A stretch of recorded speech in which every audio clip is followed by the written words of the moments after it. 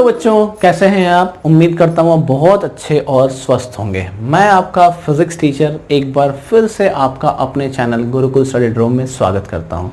और आज मैं लेकर आया हूँ क्लास 9th का बड़ा ही प्यारा सा चैप्टर जिसका नाम है ग्रेविटेशन। और समय बर्बाद ना करते हुए सीधे आते हैं अपने टॉपिक पे जिसका नाम है ग्रेविटेशन। तो ग्रेविटेशन स्टार्ट करने से पहले थोड़ा प्रीवियस चैप्टर की तरफ बढ़ते हैं। पिछले चैप्टर में हम लोगों ने फोर्स के बारे में पढ़ा था। फोर्स याद है ना, फोर्स एक्सटर्नल इफेक्ट जो क्या करता है, किसी ऑब्जेक्ट के शेप और साइज को बदल देता है, किसी ऑब्जेक्ट में मोशन प्रोड्यूस कर सकता था। ये सब चीज हम लोगों ने फोर्स के बारे में पढ़ा था। फोर्स दो टाइप के थे, एक को कहते थे हम लोग कॉन्टैक्ट फोर्स और दूसरे को कहते थे non contact force. Contact forces जब दो ऑब्जेक्ट एक दूसरे के साथ टचिंग कंडीशन में हो, एक दूसरे को टच कर रहे हो, तो एक ऑब्जेक्ट दूसरे ऑब्जेक्ट पे क्या करता है, इफेक्ट डालता है। या कह सकते हैं दूसरा ऑब्जेक्ट पहले ऑब्जेक्ट पे इफेक्ट डालता है, लेकिन कब हो, जब वो टचिंग कंडीशन में हो। तो ऐसे फोर्सेस को हम कॉन्टैक्ट फोर्सेस कहते थे। कुछ ऐसे भी फोर्सेस थे जहां दो ऑब्जेक्ट एक दूसरे के कांटेक्ट में नहीं थे, फिर भी उनके बीच में फोर्सेस लगते थे। सबसे बड़ा एग्जांपल जो आपने अपने डे टू डे लाइफ में देखा यार, वो क्या था, मैग्नेट। जब दो मैग्नेट के सेम पोल को लेकर आते थे तो हमें एक रिपल्सिव फोर्स, एक फोर्स फील होता था जो दोनों मैग्नेट को दूर रखता था। तो इन दोनों मैग्नेट के बीच में फोर्स तो लग रहा है, लेकिन ये दोनों मैग्नेट एक दूसरे के साथ कांटेक्ट में नहीं थे। उसे हम कहते हैं नॉन कांटेक्ट फोर्सेस। ग्रेविटेशन भी एक नॉन कांटेक्ट फोर्सेस है, यानी ये भी ऑब्जेक्ट के साथ टचिंग कंडीशन में नहीं है, फिर भी ये ऑब्जेक्ट पे फोर्स लगाता है।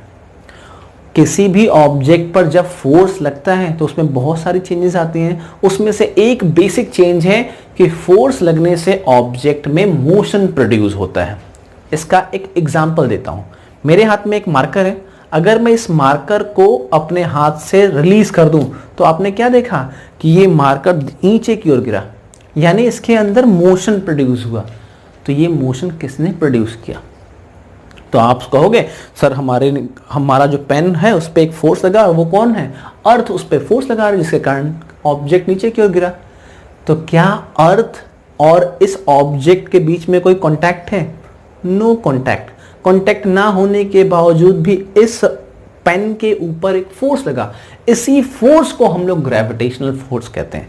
अगर किसी ऑब्जेक्ट को अर्थ खींचे, उस ग्रेविटेशनल फोर्स को हम एक और नाम से जानते हैं जिसे हम ग्रेविटी कहते हैं। क्या कहते हैं? ग्रेविटी। तो ग्रेविटी, अर्थ की ग्रेविटी अर्थ के किसी हाइट से गिरने वाले, किसी भी हाइट पे रखे हुए ऑब्जेक्ट को नीचे की ओर खींचती है। जैसे मैंने पेन को रखा था, रिलीज किया, और इसके बारे में एक बहुत अच्छी सी कहानी सुनी होगी आप लोगों ने कि न्यूटन साहब अपने गार्डन में या बगीचे में बैठे हुए थे, पेड़ के एप्पल के ट्री के नीचे। सडनली उनके सर पे एक एप्पल गिरा, तो उन्होंने सोचना स्टार्ट किया कि क्या रीजन है कि ये एप्पल नीचे ही क्यों गिरा। और उनकी इस सोच ने ही इस नए चैप्टर के बारे में बताया, इस नए टॉपिक को इंट्रोड्यूस कराया दुनिया से, जिसे उन्होंने ग्रेविटेशन का नाम दिया। तो होप आप लोगों को थोड़ा सा ग्रेविटेशन के बारे में कुछ आइडिया हो गया होगा। ग्रेविटेशन का मतलब कोई भी दो ऑब्जेक्ट जिनके बीच में अट्रैक्शन फोर्स हो, लेकिन दोनों ऑब्जेक्ट एक दूसरे के साथ टचिंग कंडीशन में नहीं है। तो अब दिमाग में एक बात आती है, क्या ये जो ग्रेविटेशनल फोर्स है सिर्फ अर्थ लगाता है? नहीं। तो न्यूटन साहब ने बताया कि पहले तो उन्होंने अपने अर्थ पे होने वाले चीजों को देखा कि एप्पल नीचे गिर रहा है, पेड़ की लीफ जो है नीचे की ओर गिर रही है, इनफैक्ट किसी बॉल को ऊपर फेंक रहे हैं, वो भी कुछ दूर के बाद जाने के बाद नीचे आ रहा है, यानी कोई भी ऑब्जेक्ट नीचे की ही ओर गिर रहा है। ठीक है, हमारे अर्थ के ऊपर हमारा क्या है, एटमॉस्फेयर। उस एटमॉस्फेयर में क्या है, एयर। ये भी हमारे अर्थ पे ग्रेविटेशनल फोर्स के कारण ही बना हुआ है। समुद्र के जो टाइड्स हैं वो भी ग्रेविटेशनल फोर्स है। तो न्यूटन साहब ने सोचा क्या ये सिर्फ अर्थ लगाता है, ये फोर्स ये अर्थ के कारण प्रोड्यूस हो रहा है? तो मालूम चला नहीं, इस यूनिवर्स में हर एक ऑब्जेक्ट दूसरे ऑब्जेक्ट को अपनी ओर अट्रैक्ट करता है। तो न्यूटन साहब ने देखा कि इस यूनिवर्स में हर एक ऑब्जेक्ट दूसरे ऑब्जेक्ट को अट्रैक्ट कर रहा है। तो उन्होंने एक कंक्लूजन निकाला कि ये जो ग्रेविटेशनल फोर्स है ये एक अट्रैक्टिव फोर्स है। कैसा बच्चों फोर्स है? एक अट्रैक्टिव फोर्स है जो क्या करता है, किसी भी एक ऑब्जेक्ट को दूसरे ऑब्जेक्ट से अट्रैक्ट कर, यानी एक ऑब्जेक्ट दूसरे ऑब्जेक्ट को अट्रैक्ट कर रहा होता है। अब ये अट्रैक्शन डिपेंड करता है दो फैक्टर के ऊपर, मास के ऊपर और डिस्टेंस के ऊपर। किसके ऊपर? मास, दो ऑब्जेक्ट के बीच का मास, और उन दो ऑब्जेक्ट के बीच के डिस्टेंस पे डिपेंड करता है। तो अगर आप ग्रेविटेशन को डिफाइन करना चाहें तो कुछ ऐसा डिफाइन कर सकते हैं, gravitation it is a phenomena of attraction between any two object in universe. ये एक फिनोमिना है जो पूरे यूनिवर्स के किसी भी दो ऑब्जेक्ट के बीच में लगता है इस यूनिवर्स में। The force of attraction is known, और इस फोर्स को हम लोग क्या कहते हैं? ग्रेविटेशनल फोर्स कहते हैं। और ये फोर्स जो होता है बच्चों अट्रैक्टिव नेचर का होता है, जैसे मैंने आपको बताया। तो आफ्टर बहुत सारे चीजों को ऑब्जर्व करने के बाद न्यूटन साहब ने एक लॉ दिया जिसे हम लोग यूनिवर्सल लॉ ऑफ ग्रेविटेशन के नाम से जानते हैं। किस नाम से जानते हैं? Universal law of gravitation. और ये यूनिवर्सल लॉ ऑफ ग्रेविटेशन क्या बतलाता है? ये कहता है कि इस पूरे यूनिवर्स में कोई भी दो ऑब्जेक्ट, सपोज हमारे पास कोई दो ऑब्जेक्ट है, एक पहला ऑब्जेक्ट ये, दूसरा ऑब्जेक्ट। पहले वाले ऑब्जेक्ट का मास m1, दूसरे वाले ऑब्जेक्ट का मास m2। दो ऑब्जेक्ट हैं जिनके मासेस को मैंने रिप्रेजेंट कर रखा है m1 और m2, और दोनों ऑब्जेक्ट के सेंटर के बीच का डिस्टेंस कहां से लेते हैं बच्चों? याद रखना, distance is always taken from the centre of the both object. दोनों ऑब्जेक्ट के सेंटर के बीच के डिस्टेंस।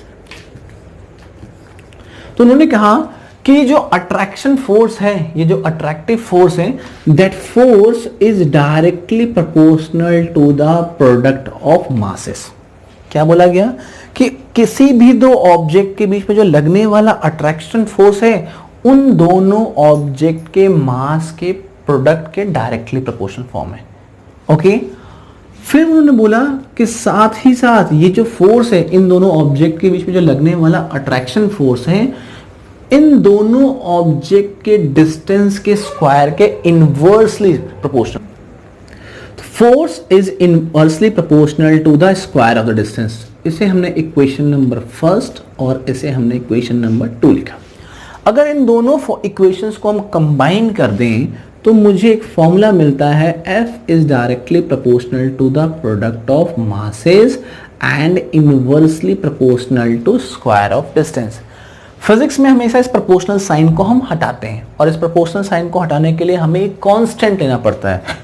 और जब हम इस प्रोपोर्शनल साइन को हटाया तो हम लोगों ने यहां एक सिंबल यूज किया जिसे क्या कहते हैं? Capital G m1 m2 upon r square, where capital G is a constant. ये कैपिटल G क्या है बच्चों? कांस्टेंट है जिसे हम लोग ग्रेविटेशनल कांस्टेंट क्या कहते हैं? ग्रेविटेशनल कांस्टेंट कहते हैं। और ये ग्रेविटेशनल कांस्टेंट हमेशा क्या रहने वाला है? फिक्स रहने वाला है। एक्सपेरिमेंटली इसकी वैल्यू निकाली गई है, वो वैल्यू होती है 6.67 into 10 to the power minus 11 Newton metre square upon KG square. ये कैपिटल जी की वैल्यू है। ओके, तो यूनिवर्सल लॉ ऑफ ग्रेविटेशन क्या कहता है? न्यूटन साहब का जो यूनिवर्सल लॉ ऑफ ग्रेविटेशन कहता है कि किसी भी दो ऑब्जेक्ट के मासेस के डायरेक्टली प्रोपोर्शनल, यानी इन दोनों ऑब्जेक्ट का जो मास है उनके प्रोडक्ट, अगर उनका हम प्रोडक्ट करें तो that product is directly proportional to attraction force, उनके बीच में लगने वाले फोर्स के डायरेक्टली प्रोपोर्शनल। साथ के साथ इनके बीच का जो डिस्टेंस होगा उसके इनवर्स स्क्वायर टाइम है। तो इनवर्स स्क्वायर टाइम, अगर इन दोनों को कंबाइन किया तो हमें एक फॉर्मूला मिला, और ये फॉर्मूला बहुत ही फेमस फॉर्मूला है जिसे हम लोग न्यूटन साहब का यूनिवर्सल लॉ ऑफ ग्रेविटेशन से ऑब्टेन किया।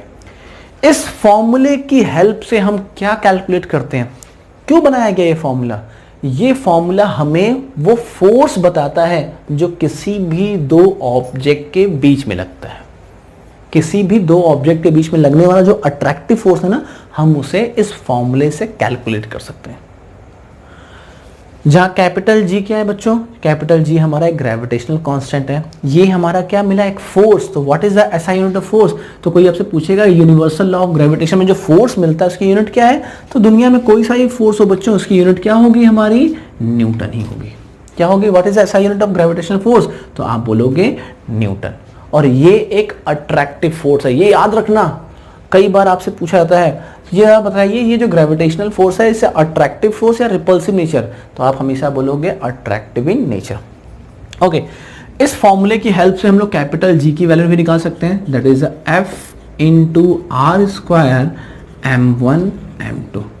And what is the SI unit of capital G, इस कैपिटल जी की यूनिट मैंने लिख दी है क्या, न्यूटन मीटर स्क्वायर। कहां से है बेटा, तो फोर्स की यूनिट क्या होती है हमारी, फोर्स की यूनिट होती है Newton, r is a distance, distance की यूनिट क्या होगी, मीटर स्क्वायर अपॉन में kg into kg, that is a kg square. Clear है, कैपिटल जी की ये क्या है, हमारी यूनिट है। ओके, अब जरा देखिए कुछ आइडियाज देते हैं इस फॉर्मूले का कैसे यूज करते हैं।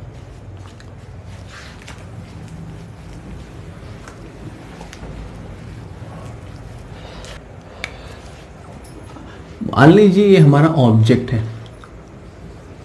पहले वाला ऑब्जेक्ट का मास m1, दूसरे वाले ऑब्जेक्ट का मास m2 था, इनके बीच का डिस्टेंस r है, तो इनके बीच में लगने वाला अट्रैक्शन फोर्स क्या था बच्चों, तो आप बोलोगे इनके बीच में लगने वाला अट्रैक्शन फोर्स जो है वो F is equals to capital G m1 m2 upon r square है। ये मुझे मालूम हो गया। अगर सोचिए इस वाले ऑब्जेक्ट के मास को मैं डबल कर दूं, यानी पहले वाले ऑब्जेक्ट का मास को मैंने डबल कर दिया, क्या बन गया 2m1, दूसरे वाले ऑब्जेक्ट के मास को भी मैंने डबल कर दिया, ये बना दिया 2m2, और इनके बीच का डिस्टेंस फिलहाल r ही है। तो जरा बताइए अब ये अट्रैक्शन फोर्स, मैंने कहा मास मैंने बढ़ा दिया, तो जरा सोचिए अट्रैक्शन फोर्स पे क्या इफेक्ट पड़ने वाला है। तो अगर हम लोग इस फॉर्मूले का यूज करते हैं, हमने मान लिया कि नया फोर्स जो बना होगा वो हमारा F डैश है, तो ये क्या बनेगा बच्चों, कैपिटल G, पहले वाले ऑब्जेक्ट का मास 2m1, दूसरे वाले ऑब्जेक्ट का मास 2m2 और इनके बीच का डिस्टेंस, यानी ये बन गया 4g m1 m2 अपॉन में r स्क्वायर। अगर देखा जाए इस वैल्यू को पहले वाले से इस वाले से कंपेयर करें तो मैं क्या ये लिख सकता हूं, f dash is equals to 4 times of f, क्योंकि f की जो वैल्यू थी ये हमारा क्या था f इज इक्वल्स टू क्या था, g m1 m2 अपॉन में r स्क्वायर। इस वैल्यू को मैंने f से रिप्रेजेंट कर लिया, तो मुझे क्या मिला, मुझे एक कंक्लूजन मिला कि अगर ऑब्जेक्ट का मास बढ़ा दिया जाए, अगर किसी ऑब्जेक्ट के मासेस को बढ़ा दें तो उनके बीच में लगने वाला अट्रैक्शन फोर्स भी बढ़ जाता है। अगर इनके मास को मैं रिड्यूस कर दूं, पहले वाले का मास मैंने हाफ कर दिया m/2, सेकेंड वाले ऑब्जेक्ट का ही मास हाफ कर दिया और इनके बीच के डिस्टेंस को r रखूं, तब अट्रैक्शन फोर्स कितना बढ़ेगा। तो हमारे पास जो नया फोर्स है मैंने रिप्रेजेंट कर दिया F डबल डैश से। फॉर्मूला था G, पहले वाले ऑब्जेक्ट का मास, ये पहला था ऑब्जेक्ट, ये हमारा दूसरा था, m1/2 m2/2 अपॉन उनके बीच का डिस्टेंस r स्क्वायर। तो दैट मीन्स ये 1/4 times of g m1 m2 by r square. अगर ध्यान से देखा जाए तो इस वाले टर्म को मैं किससे रिप्रेजेंट कर सकता हूं, f से। तो f डबल डैश की जो वैल्यू आई बच्चों वो पहले वाले फोर्स का क्या हो गया, 1/4 हो गया। मैं आपको एक कंक्लूजन की तरफ लेके जा रहा हूं और वो कंक्लूजन आने वाला है, अगर मैंने ऑब्जेक्ट के मास को बढ़ाया था तो अट्रैक्शन फोर्स बढ़ गया था, अगर ऑब्जेक्ट के मास को मैंने रिड्यूस कर दिया तो इनके बीच का अट्रैक्शन फोर्स भी कम हो गया। एक और सिचुएशन, अगर हमारा ऑब्जेक्ट का मास वही m1 m2 होता, इस बार इनके बीच का जो डिस्टेंस पहले r था अब मैंने उसको रिड्यूस कर दिया हाफ। अब देखते हैं क्या फोर्स होगा। तो हमने मान लिया कि जो नया फोर्स है वो F ट्रिपल डैश से रिप्रेजेंट कर दिया, रिप्रेजेंटेशन है। तो फॉर्मूला क्या कहता है, कैपिटल G, ऑब्जेक्ट का मास m1, दूसरे ऑब्जेक्ट का मास m2, इस बार इनके बीच का डिस्टेंस क्या बन गया है, r/2 का स्क्वायर, यानी we can say g m1 m2 upon में r² बाई 4। ये 4 रेसिप्रोकल हो जाएगा, यानी 4gm1m2 अपॉन आर स्क्वायर। अगर मैं इसको कंपेयर करूं इससे तो क्या ये F के बराबर होगा?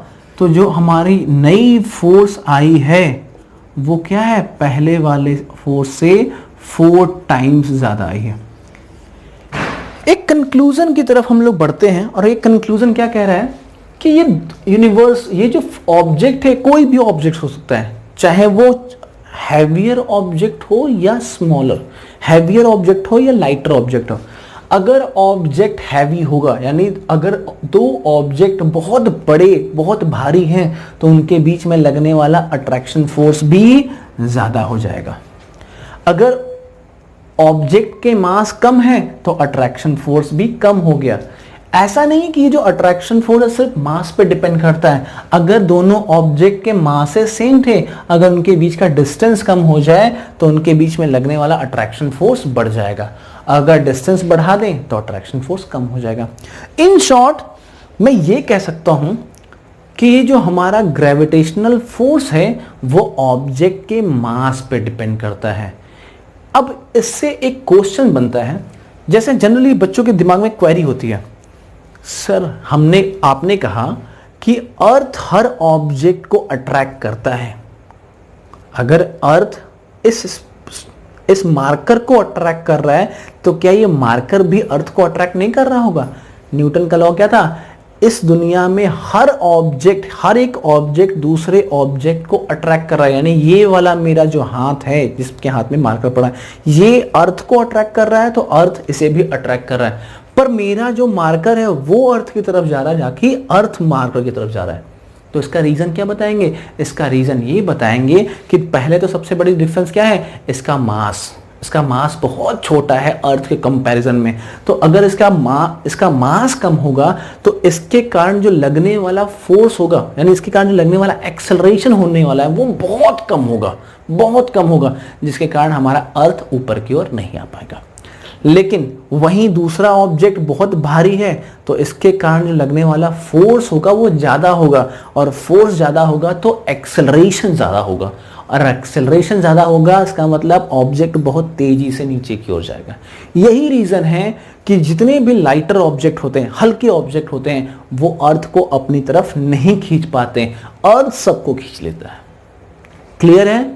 ऐसा नहीं है कि हमारा जो लाइटर पार्टिकल है वो अर्थ को नहीं खींचता है सर, लेकिन उनके बीच में लगने वाला अट्रैक्शन फोर्स बहुत छोटा होता है।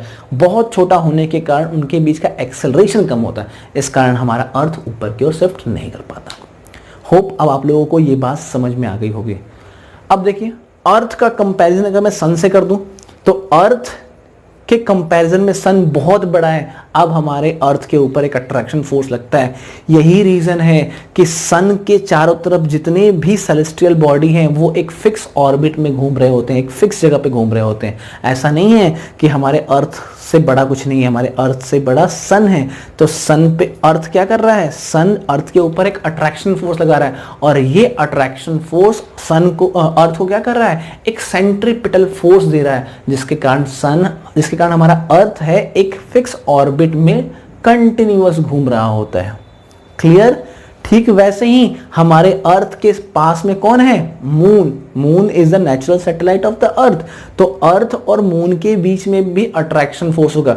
दोनों ही बहुत बड़े ऑब्जेक्ट हैं तो इनके बीच में लगने वाला अट्रैक्शन फोर्स भी बहुत ज्यादा है। यही रीजन है कि मून जो है अर्थ के चारों तरफ घूमता है।